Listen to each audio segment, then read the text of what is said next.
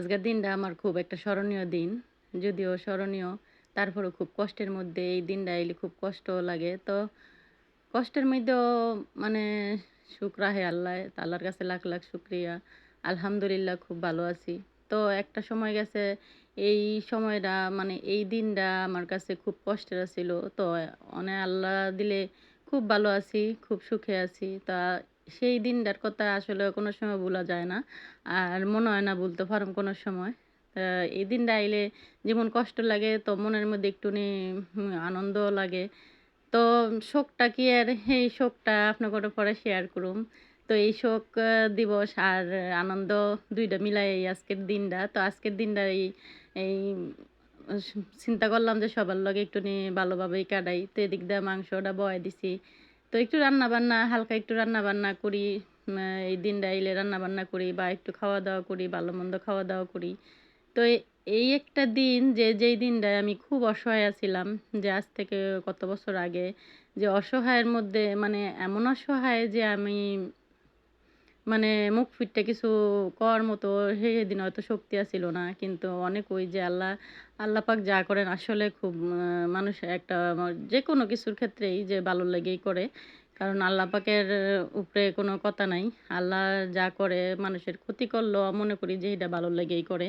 তো আমারও হয়তো যে হেসমগা হয়তো যে আমার একটু ক্ষতি হয়ে গেছিল গা। কিন্তু সেই জিনিসটা ঘুইরা ফিরা একটু ভালোর দিকেই।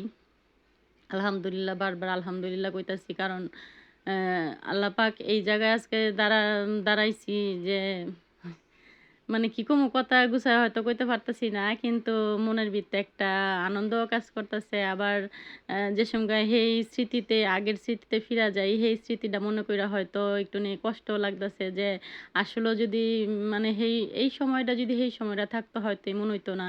বা অন্যরকম হইতো, জীবনটাই হয়তো অন্যরকম বদলায়া যাইতগা।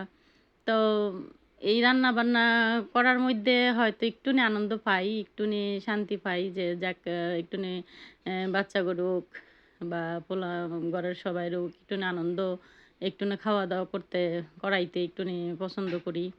তো সেই আয়া উছিলাই মোট কথা সেই দিনটার উছিলাই আজকের দিনটার উছিলাই আজকে রান্না-বান্না।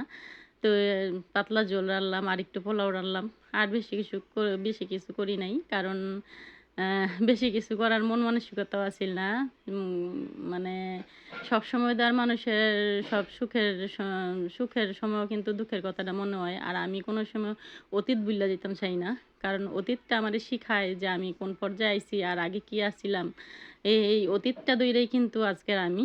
তো এই অতীত মনে কইরাই আজকের রান্নাবান্না, তো খাওয়া-দাওয়া। তো অনেক কথা কইয়া লাইছি। হয়তো মনের অনেক সময় আপনারাও কইতে পারেন যে, "আপা মনে খুব কষ্ট আছে।"